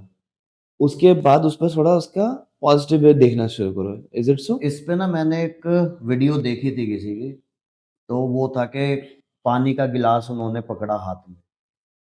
तो उन्होंने बोला, "आप कितनी देर इसे पकड़ सकते हो?" उन्होंने कहा, "इसमें क्या है, ये तो एक पानी का गिलास है, तो पकड़े रहो।" तो 10 मिनट पकड़ा, आधे घंटे में उन्हें हेवी लगने लगा वो। 1 घंटे में हाथ में दर्द हो गया, वो गिलास छूट गया उनसे। तो उन्होंने कहा, "तो वेट तो इसमें उतना ही था ना? भई हुँ, जब आपने पकड़ा तब भी उतना ही वेट था, और 1 घंटे बाद जब आपने इसे छोड़ा तब भी तब भी उतना ही उतना ही वेट वेट था। था।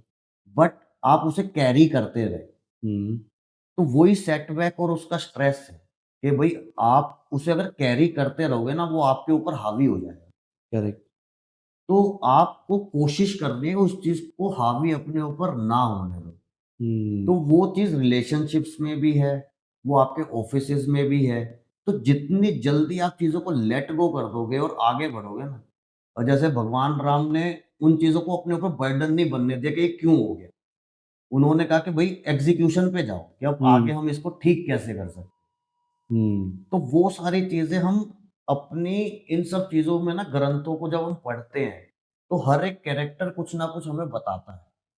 तो हम कोशिश कर सकते हैं उनसे अडॉप्ट करने की चीज़ों को, कि हाँ यार, ये कैरेक्टरिस्टिक्स अच्छी हैं, तो ये ले लो इसमें से। यहाँ से जो अच्छी लगे वो लो, जो नहीं लगे ना, उसको लेट गो कर दो उसी टाइम पे सो दैट आपको प्रॉब्लम्स ना फेस करनी पड़े लाइफ़ में, राइट?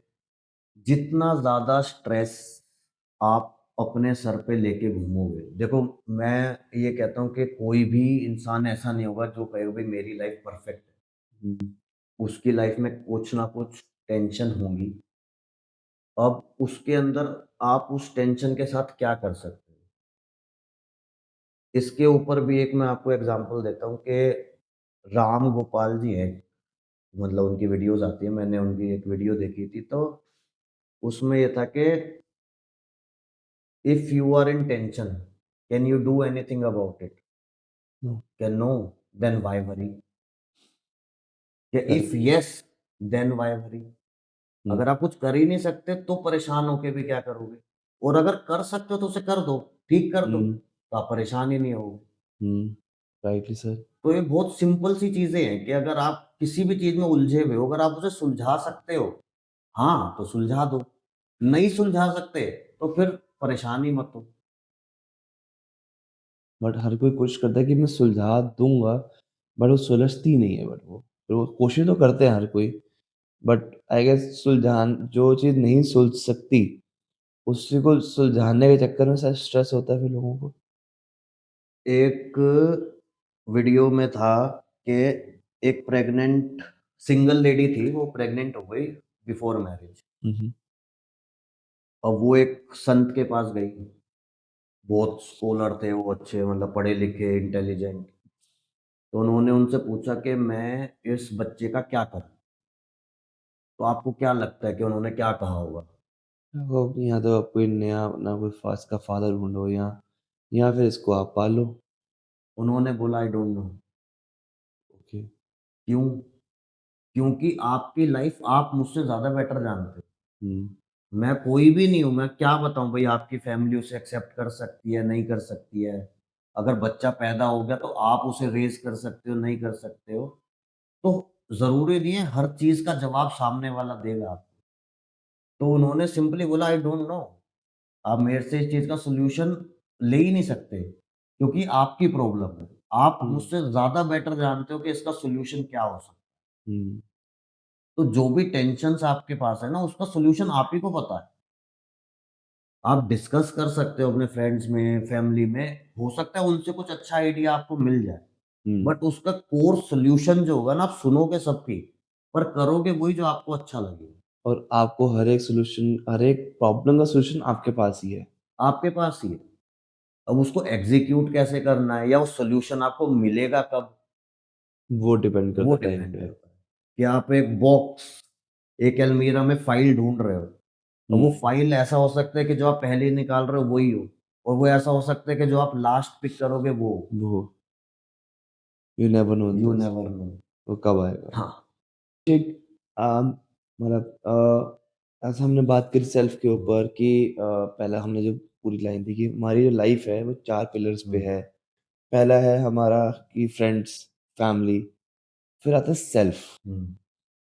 अब सेल्फ को हम क्या कर सकते हैं? कैसे उसको हम लोग बेटर कर सकते हैं? देखो, सेल्फ रिस्पेक्ट या फिर आपकी सेल्फ एस्टीम जो होती है ना, उसके ऊपर मैंने 2 लाइनें लिखी थी कि जो मन में हो वो बोलना जानता हूँ, ओके। जहाँ पे सम्मान ना मिले वहाँ से निकलना जानता हूँ। मैं ज़मीन में धँसा पेड़ नहीं हूँ, मैं चलना जानता हूँ। तो जहाँ पे आपको ऐसा लगे ना कि आपको यहाँ पे अब रिस्पेक्ट नहीं मिल रही, या ये चीज़ जब मेरे को मॉनेटरी फ़ायदा हो रहा है बट मेरी रिस्पेक्ट यहाँ पे कॉम्प्रोमाइज़ हो रही है, तो पर्सनली मैं उस चीज़ से बाहर आ जाता हूँ, क्योंकि मेरे को अपनी सेल्फ रिस्पेक्ट सबसे ज़्यादा प्यारी है। और अगर आप ही खुद को रिस्पेक्ट नहीं करोगे तो दुनिया में आपको कोई रिस्पेक्ट नहीं नहीं करेगा। करेगा। तो ये 2 लाइनें मुझे लगता है कि सेल्फ रिस्पेक्ट को ना थोड़ा डिफाइन करते हैं कि अगर कहीं से भी आप निकलना चाहते हो ना, तो इट्स ईज़ी, बस आप निकल सकते हो। बस आपको अपने अंदर वो एक हिम्मत लेके आनी है कि हाँ यार, बहुत हो गया, अब चलो यहाँ अब से। चलो निकलो मतलब हुँ, इसको हम ऐसे भी ले सकते हैं यार कि अपने आप की सेल्फ अवेयरनेस होनी हुँ, चाहिए कि ये कौन-सी सिचुएशन कब, हुँ। कहाँ, कैसे आपकी खराब हो रही है। और जब आपको लगे कि बस बस हो गया, तो पहले जैसे आपने बताया था कि जब सिचुएशन खराब हो तो वहाँ से निकल लो, फिज़िकली निकलो। हाँ, मतलब उस पे आप रिएक्ट करो ना, लाइफ़ आपको मौका देगी हुँ, उस चीज़ पे रिएक्ट करने का। पर हीट ऑफ द मोमेंट में अगर आप रिएक्ट करोगे तो वो शायद आपके अगेंस्ट ही चला जाए। हुँ। तो same goes with self esteem या सेल्फ जैसे भाई ने बोला कि यार जब अपनी रिस्पेक्ट पे बात आता है ना, पहले तो वहाँ से निकलो। हुँ, और फिर मौका जब मिलेगा कि जो आपकी रिस्पेक्ट नहीं कर हुँ। रहे हैं, आपको मौका मिलेगा कि उनके सामने या उनसे ही करवाने का मौका भी मिलेगा। वो अब करवाओ। इसके ऊपर ना एक और मेरे को याद आया, मैंने लिखा था कि जब आप कुछ नया करने जाते हो ना, तो लोग आपको रोकते हैं। जैसे अब आप कंटेंट बना रहे हो, मैं हुँ, कंटेंट बना रहा हूँ, तो लोग इनिशियली ना मज़ाक उड़ाते हैं कि बिल्कुल। आप ये क्या कर रहे हो? इसमें तो कुछ नहीं होता है। तो उसपे मैंने लिखा था कि जो लोग रोकते थे मुझे कुछ नया करने के लिए, जो लोग रोकते थे मुझे कुछ नया करने के लिए, अब वो तरसते हैं मेरे साथ चलने के। तो वो एक रिप्लाई होता है तब, जब आप सक्सेस हुँ, आ जाती है ना, तब वही लोग होते हैं जो सबसे पहले आपको रोकते हैं ना, वही सबसे पहले आपके साथ खड़ा होना चाहते हैं कि भई हाँ, ये मेरा भाई है, ये मेरा दोस्त है, हम तो इसके साथ ही थे। तो वो चीज़ है कि वो उस वक़्त आप अपने कर्मों से उनको जवाब दो, हुँ, कि आप नहीं बुलाओगे उस वक़्त उन्हें, वो खुद आएँगे। मतलब ये वही होगा कि काम शांति से कर लो, हुँ। Let the work make the हाँ, मतलब हर चीज़ का जवाब आपको मुँह से देने की ज़रूरत नहीं है। वो वक़्त अपने आप दे देगा। वक़्त बलवान है, अपने आप देगा और काम आपका सर चढ़ के ऊपर बोलेगा कि भैया अब तो ये हो गया। बिल्कुल। अगर जितना शोर मचाओगे ऑफ़िस में हम लोग आई गेस बहुत चीज़ हुँ, देखते हैं, कई लोग ना शोर बहुत मचाते हुँ, हैं काम को के ऊपर, यार हमने ये कर दिया और कई लोग होते हैं बहुत शांति से बैठते हैं, काम करके दे देंगे, इंक्रीमेंट भी ले जाएँगे हुँ, और दूसरे वाले शोर मचा के इंक्रीमेंट लेंगे बट उनकी इंक्रीमेंट हुँ। कम होगी बट जो शांति से बैठा हुआ था और बस वो काम कर रहा था, तो शायद उसकी इंक्रीमेंट ज़्यादा थी। सर एज़ अ एम्प्लॉयर अगर मैं बात करूँ, तो मेरे को रिज़ल्ट्स चाहिए। मतलब बिल्कुल। मैं अगर अपने स्टाफ़ को सैलरी दे रहा हूँ, तो मैं उनको मुझे प्लीज़ करने के पैसे नहीं दे रहा हूँ। वो जो एम्प्लॉयर होता है ना, उसे पता होता है कि ये काम करने वाला आदमी है, ये सिर्फ़ चाटुकारिता करता है और ये कुछ नहीं करता है। तो वो अगर उसे पिक कर रहा हो ना कि भई आपको 3 लोगों में से सिर्फ़ 1 को रखना है और 2 को हुँ, फायर करना है, वो कभी भी चाटुकारिता वाले को नहीं रखेगा। अच्छा, वो उसी को ही रखेगा जो उसके लिए काम कर रहा है। भई अगर मैं उसे 1 लाख रुपए सैलरी दे रहा हूँ और वो मुझे रिटर्न में आरओआई उसकी अच्छी दे रहा है, तो मैं उसे रखूँगा ना। बिल्कुल सही। अब जो चाटुकारिता में समय बर्बाद कर रहा है, अब वो उतना आउटपुट ही नहीं दे पा रहा है। इसीलिए उसको दूसरे सोर्सेज़ करने पड़ रहे हैं अपने बॉस को प्लीज़ करने के लिए। हुँ, अगर उसका काम इम्प्रेसिव होता तो उसको अपने बॉस को प्लीज़ करने की प्लीज़ ज़रूरत ही कहीं नहीं ज़रूरत नहीं पड़ती। पड़ती। तो वो ऊपर जो बैठे हैं ना उन्हें दिख रहा होता है। दिख रहा था रिएक्ट वो टाइम पे आने पे करेंगे, हाँ, वो ऐसे नहीं। मतलब बात है ना आपको रोज़ बंदा आके पानी पिला रहा है, सर-सर कर रहा है, आप भी क्यों मना करोगे उसे? हाँ, कि भई कर लो, आपको तो अच्छा ही लगेगा ना, ठीक है करो।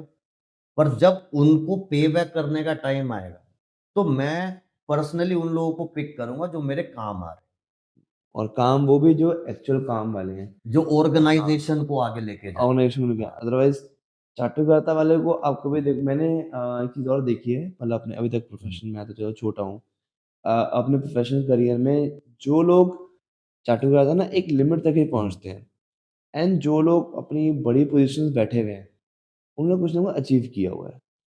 कि उन्होंने किसी मे बी जो एक बंदा आया था एग्ज़ाम्पल ले लूँगा वो किसी कंपनी बड़ी कंपनी से आया था। उसका पैकेज है जैसे ढाई 3 सीआर का हुँ, है, बट उसके पास 2 डिपार्टमेंट्स हैं। हुँ, उसके अंडर दोनों डिपार्टमेंट्स इंक्रीज़ हुए हैं। अब ये समझो कि दोनों डिपार्टमेंट में कम से कम 500-600 बंदा है। वो डायरेक्टली उसको हुँ, नहीं रिपोर्ट कर रहे, बट जो उसने एक पूरा स्ट्रक्चर बनाया, अपनी प्रोफ़ेशनल लर्निंग के हिसाब से पूरा स्ट्रक्चर कि वो दोनों टीम्स इंक्रीज़ हुई। उन दोनों टीम्स ने कंपनी का आरओआई बड़ा किया। उसमें से फायरिंग भी बहुत हुई और फायरिंग भी उनकी हुई जो कुछ ना कुछ काम कर रहे। जब उन्होंने काम करना बंद कर दिया उसके तो उनको बाहर किया और काम करने वाले लोग उसके तो साथ थे सिर्फ़। बेसिकली आप कोई भी फ़ील्ड ले लो, हुँ, चाहे वो आपकी कॉर्पोरेट फ़ील्ड है, पॉलिटिक्स है या कंपनी स्टार्टअप्स हैं, तो जो लोग ऊपर बैठे हैं ना, वो सिर्फ़ इसलिए नहीं बैठे कि उन पे पैसा था वो ऊपर बैठ गए या रिसोर्सेज़ थे, उनमें क्वालिटी है। आप जब उनसे मिलते हो ना तो आपको समझ आता है कि नहीं यार हुँ, अगर ये बंदा इस कंपनी का सीईओ है या अगर मोदी जी आज प्राइम मिनिस्टर बने हुए हैं, तो कुछ क्वालिटी है। होगी। अब रिसोर्सेज़, पैसा तो राहुल गांधी के पास भी है। सब कुछ है। मौके भी मिल गए। वो हुँ, नहीं प्रूव कर पा रहे अपने आप को क्यों? क्योंकि क्वालिटी नहीं है। हुँ, तो ऊपर जो लोग हैं ना उनमें क्वालिटी आपको फ़ील हो जाती है जब आप उनसे मिलते हो। अब उसके अंदर एज भी नहीं है मतलब बहुत सारे स्टार्टअप्स के तो 30-32 साल के बच्चे 20 साल हाँ, और 18 साल। के सीईओ हैं और अच्छा रेवेन्यू वो लोग जनरेट कर रहे हैं। तो क्वालिटी ही ऊपर जाती है, बाकी कुछ ऊपर नहीं जाता। तो इन शॉर्ट क्वालिटी पे काम कर लो, चाटुकारिता पे हाँ, मत हाँ। काम करो और स्ट्रेस रिलीफ़ में आपको फैमिली आपके काम आएगी एंड अपने पे काम करना ज़्यादा बेटर रहेगा आई गेस एंड जैसे हम लोग जिम जा सकते हो या अपने आप को ना एक बार बैठ के अपने आप को इवैल्यूएट भी करो कि यार आपके पास कितने मौके आ रहे हैं, आने वाले हैं, क्योंकि हर किसी को अपनी अपनी सिचुएशन पता होती है कि यार मेरी फैमिली में क्या सिचुएशन हो सकती है, प्रिडिक्ट हो सकती है कि यहाँ एंटिसिपेटेड थिंग्स ऑफिस में क्या हो रहा है अभी, क्या चीजें मेरे समीकरण में है कि नहीं है, सर ऐसे। इसके अंदर एक चीज़ क्या है कि ना, मैं एक प्रैक्टिस क्या है, चेकलिस्ट होती है। हाँ बिल्कुल। अब जैसे जब मेरी शादी का टाइम था तो अरेंज मैरिज हुई थी मेरी, तो एक चेकलिस्ट है कि भाई आपको अपने वुड बी पार्टनर में फॉर एग्जांपल 10 पॉइंट्स चाहिए, तो 10 के 10 तो आपको नहीं मिलेंगे। नहीं मिलेंगे। अगर आपको उसमें 5 भी मिल रहे हैं तो आपको है कि गुड भाई इनफ। Good enough. अब जो लोग 10 के 10 टिक करने में लगते हैं ना, अब उनके पहले 2 साल खराब होते हैं, फिर उनकी एज बढ़ती है, उसमें से वो कहते हैं चलो 7 ही टिक हो जाएं, फिर वो भी नहीं टिक हो पाते। तो इवेंचुअली आएँगे वो भी उसी चीज़ पे कि चलो 4 या 5 अगर टिक हो गए तो हम गुड इनफ कर जा लेते रहे हैं। हाँ। पर उसमें ना वो बहुत लंबा टाइम अपना निकाल देंगे। हम्म। तो आप जितना लेस में सैटिस्फाई खुद को करना शुरू कर दोगे ना, हम्म। आप उतना मुझे लगता है कि हैप्पी रहोगे। उससे ज़्यादा जब मिलेगा ना आपको और खुशी होगी। तो बट इसमें लोग बोल सकते हैं ना कि यार हम तो अच्छे के लिए कर रहे थे ना, हम तो जितना ज्यादा मिलेगा हम उतने ज्यादा खुश हो जाएंगे। नहीं, आप खुश तो हो ही जाओगे, बट अगर आपको छोटे में जीना आ गया, हम्म। भई अगर आप फॉर एग्ज़ाम्पल वैगन आर चला के खुश हो, कॉम्प्रोमाइज़ नहीं हो, खुश हो। तो अगर आप जिस दिन ऑडी, बीएमडब्ल्यू लोगे तो आपको तो और ज़्यादा खुशी होगी ना। जी। और अगर आपके माइंड में है कि नहीं यार मेरे को तो चलानी ऑडी है, कहाँ हम्म। मैं वैगन आर में मरा पड़ा हूँ यार। तो जितने टाइम आप वैगन आर चलाओगे ना, रोज़ गाली दोगे वैगन आर को। बिल्कुल। इससे अच्छा वैगन आर में खुश रहो ना। तो जिस दिन आपको ऑडी मिलेगी आप और खुश हो जाओगे यार कि हाँ, अब अब मज़ा मजा आया। आया। तो सेटिस्फेक्शन जो है ना वो आई गेस बढ़ा के नहीं, अपनी छोटी चीजों में छोट आई गेस छोटी चीजों में खुशी लेना स्टार्ट कर दो, आपके पास मिल जो जाएगी। है, आप उसमें जिस दिन संतुष्ट मत हो। आप एम रखो बड़े होने की, पर खुश रहो। हम्म। अगर जितना आप उसमें अपने आप को खुश रखोगे ना, तो जब आप छोटी-छोटी चीज़ें भी अचीव करोगे ना, आपको उसमें ज़्यादा मज़ा आना शुरू हो जाएगा। ज्यादा मजा। आई गेस अभिषेक आपने काफी चीजें बताई। तो ना मेरे पास ये इस टाइम पे ऐसा है कि चीजें मैं अभी भी मतलब बैक ऑफ द माइंड, जैसे हमने बात करते हैं कि बैक ऑफ द माइंड हर चीज चलती रहती हाँ, है, मेरे जी में ऑलरेडी शुरू हो गया कि यार हाँ प्रॉब्लम का सोल्यूशन मेरे पास है, हाँ। अब उसको इम्प्लीमेंट कैसे करना है वो मुझे देखना है। सो आई गेस इसके बाद मुझे लगता है काफी सारे क्वेश्चंस मेरे और होंगे, तो डेफिनेटली मैं आपके पास दोबारा आऊंगा इस बिल्कुल, पे। बिल्कुल। एंड इसके बाद मैं अभिषेक भाई का इंस्टाग्राम हैंडल हाँ। आपको नीचे टॉप अप कर दूंगा। अगर माइथोलॉजी के बारे में कोई भी क्वेश्चंस हैं आपके पास, डायरेक्टली आप कनेक्ट कर सकते हो अभिषेक भाई को। बट उनकी आप रील्स देखोगे ना, बहुत सारे सॉल्यूशंस आपको वहीं मिलेंगे। अभी जो मैंने क्वेश्चंस जो मैंने अपने हाँ। टॉपिक्स में जनरेट किए ना, मैंने उनकी ही रील से लिए, क्योंकि जो मेरे में भी बड़े वो रहता है कि हर चीज़ का एक रीज़न पूछना, क्यों? किस लिए? और जब हम बात कर रहे हैं तब भी आपने बताया कि आप में भी सेम चीज़ है कि आप लोग पूछते हो क्यों? हमें जो फॉलो करना है ना, उसका एक हर एक का लेवल है, हर एक का आंसर है, और वही है पूछो सही एक बारी। जब तक वो चीज़ डिस्कशंस में नहीं आएगी तब तक बिल्कुल। कुछ नहीं हो।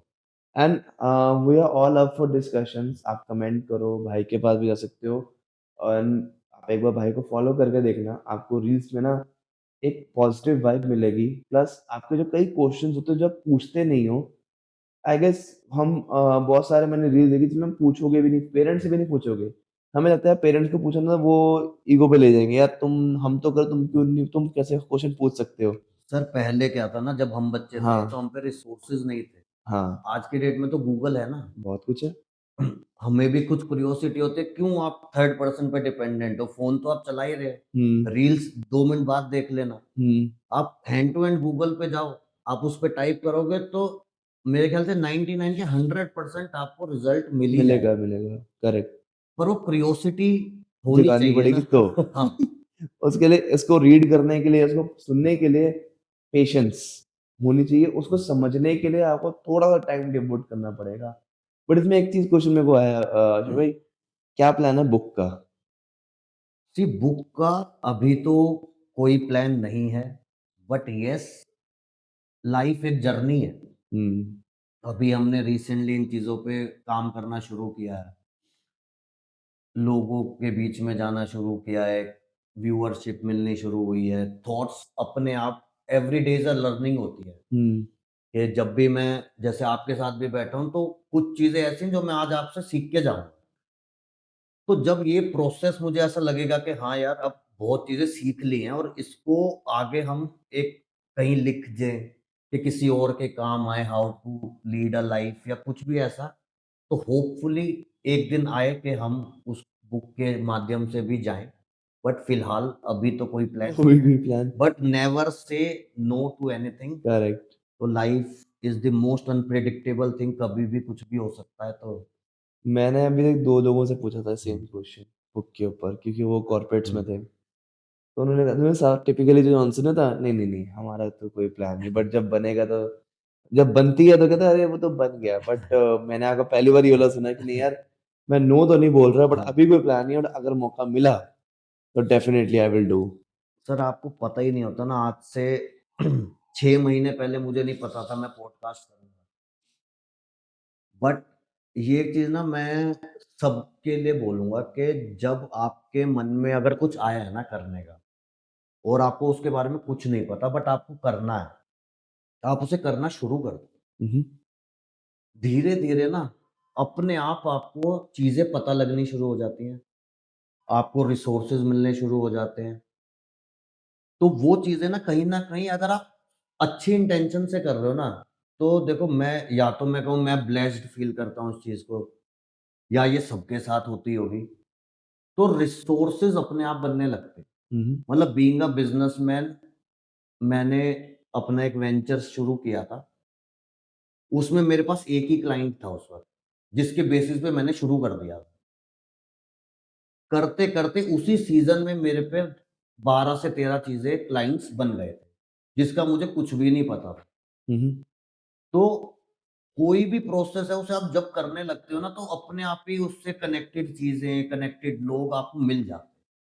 बट पहला कदम तो उठाओ। उठाओ, समीकरण अपने आप बनना स्टार्ट हो जाएगा बट आपको पहले उसमें घुसना तो पड़ेगा ही उसके मतलब ब सिर्फ प्लानिंग ऑन पेपर करके आप छोड़ दोगे कि एग्ज़ीक्यूट नहीं होंगी, उससे बेटर है कि आप एग्ज़ीक्यूशन में आओ। आओ। जब आप आते हो रियल वर्ल्ड में, रियल मार्केट में ना, तो आपको बहुत चीज़ें पता भी चलती हैं और आपको अच्छी इंटेंशन से अगर आप कर रहे हो तो 100% लोग आपको मिलते हैं जो आपको गाइड भी करेंगे, हेल्प भी करेंगे, चीटिंग भी करेंगे, सब करेंगे, पर हाँ, आप कर लोगे वो चीज़।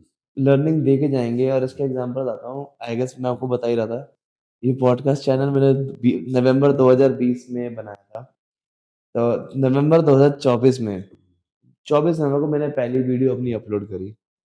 अब मुझे नहीं पता करना कैसे है, मैंने कहा अब देखते हैं करेंगे कैसे और मैं आपको एग्ज़ाम्पल भी नहीं है, एक बताता हूँ मैंने थ्रेड पे लिखा था, भाई का मैसेज आया, डन कि करते हैं और हमें नहीं पता कि हम दिल्ली में हैं कि नहीं है। एंड समीकरण क्या बना कि भाई रहता है जनकपुरी और मैं रहता तिलक नगर। हाँ, तो और मिले कहाँ पे? थ्रेड पे। हाँ, थ्रेड पे। यू नेवर नो कि वो और वो मैंने हम लोग लिंक्डइन पे करते रहते हैं, बट वो मैंने एक बार टेस्ट एंड ट्रायल किया था बस, जहाँ पे सेम आपका मैसेज मेरे आया था। साथ हुआ है थ्रेड का, जो मैं बताऊँ, मैंने उसी दिन थ्रेड डाउनलोड किया था, क्योंकि थ्रेड आया तो बहुत टाइम से हुआ हाँ, है। मेरे को था कि यार एक और सोशल मीडिया ऐप क्या करना है, तो मैंने चलो ट्राई करते हैं।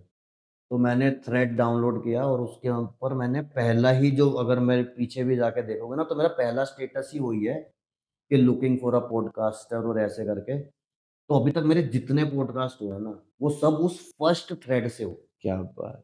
आपसे हमारा बहुत लंबा चला कि कभी मैं बिज़ी हो गया, कभी आप हाँ, बिज़ी हो गए। बट अभी तक जितने हुए हैं, वो सिर्फ़ उस एक थ्रेड से हुए। थ्रेड से। तो मेबी वो होता है कि जैसे आपने बोला कि स्टार्ट तो करो। कि मुझे नहीं पता था ना पॉडकास्ट होता क्या है? हुँ, हुँ। मेरे जिम में एक फ्रेंड आती थी, उसने पॉडकास्ट वगैरह कुछ करना शुरू किया था, तो मैंने उसकी रील्स देखी, तो मैंने कहा अच्छा ये भी कुछ होता है। हुँ, फिर हुँ। मैंने उसके बारे में पढ़ा क्या होता है, फिर देखा कि हाँ, नहीं ये तो होता है आजकल।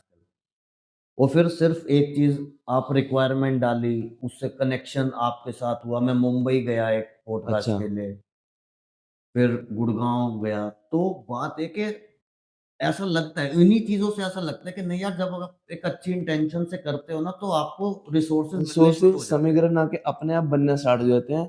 एंड मेरे अगले 2-3 जो हुँ। पॉडकास्ट आ रहे हैं, वो सारे मेरे वही सेम थ्रेड से ही आ रहे हैं। एक आप मिले थे, एक अमित भाई मिले, उनके साथ भी सेम चीज़ आ रहा है और वही सेम चीज़ थी। मैंने भी कहीं पोस्ट नहीं की, मैंने कहा चलो, मैंने भी किसी का पोस्ट देखा था, मैंने कहा चल ठीक है, मैं यहाँ पे भी ट्राई करता हूँ, मैंने तो नीचे ये जो करेगा। हम बात कर रहे हैं ना, मैं आपको एक अपनी थीम से ही रिलेटेड बता देता हूँ कि जब रावण अपने प्राण त्यागने वाले थे, तो भगवान राम ने लक्ष्मण को बोला था कि रावण से ना लर्निंग्स लेके आओ, क्योंकि Ravan was a very good king. हुँ, उसमें से एक लर्निंग यही थी कि अगर आपके मन में कोई इच्छा आई है ना, आप उसे एग्ज़ीक्यूट उसी टाइम कर दो। उस ओके, पे ज़्यादा विचार-विमर्श मत करो। तो जो हम ये आज बोल रहे हैं ना, ये हमारे उसमें लिखा हुआ है हमारे में लिखा हुआ है। कि अगर आपको कुछ करना है और आपके मन में थॉट आ गया ना, तो उसे करना शुरू कर दो, चीज़ें अपने आप हो जाएँगी। So I guess in the end भी हम लोग एक और चीज़ सीखते हुए हाँ, जाएँगे कि let's start and let's do it हाँ। So that things are not in our hands कि हमारे हाथ में कुछ भी नहीं है, बट एटलीस्ट कर तो लो। एटलीस्ट बाद में जाके ना ये कोई अपने हाँ, दिल में बैक टू मलाल ना रहे कि अभी हमने हाँ, किया नहीं। आप 10 साल बाद अगर पीछे मुड़ के देखो और आप सोचो कि यार कि उस वक़्त मैं कर लेता, तो कर हुँ, लेते ना, किया क्यों नहीं? तो किया क्यों नहीं? भई आप करके हारो ना, आप ट्राई हाँ, करो, नई चीज़ें वर्कआउट हुई, आपको कम से कम माइंड में ये तो नहीं रहेगा यार मैंने ट्राई नहीं किया। 100 चीज़ें करोगे तो 10 से चलती हैं, 10 से चलेगी तो 1 सक्सेसफुल होगी। तो मैं तो वही लेके हाँ, चलता कि हूँ कि आप ट्राई तो करो, ट्राई तो करो उसके आप बाद देखेंगे, अपनी लाइफ़ में मलाल मत छोड़ो कुछ भी नहीं छोड़ना। कि भई ये चीज़ कर सकता था मैं, हुँ, कर सकता था तो भाई कर कर लेता। लेता ना, क्यों छोड़ा? अब उस चीज़ पे पछतावा करके क्या अब फ़ायदा? पछताए क्या होया चूड़ा चुग गई खेत। हाँ, चलो, thank you Vishay, thank you for your insight, thank you for your knowledge and I guess बहुत चीज़ सीखने को मिली आज एंड बहुत सारी चीज़ें जो थी अ, एक्सप्लोर्ड थी इस चीज़ के अंदर में भी वो भी मिला। लाइफ का लेसन भी एक मिला, ठीक है? जो मैंने अपनी पर्सनल हुँ, लाइफ में मैं शायद उसको इम्प्लीमेंट भी करके देखूँगा कि उसको मैं कैसे यूटिलाइज़ कर सकता हूँ एंड डेफ़िनेटली दोबारा मिलेंगे अब इसके ऊपर हम लोग। बिल्कुल मिलेंगे। एक बार फिर मिलेंगे, फिर देखते हैं उस टाइम में मैंने कहाँ तक उसको यूटिलाइज़ करा, जो सीखा आपको मैंने वहाँ तक इसको मैं कितना वहाँ तक पहुँच सका। थैंक चलिए, you Abhishek ji same for here coming sir. On.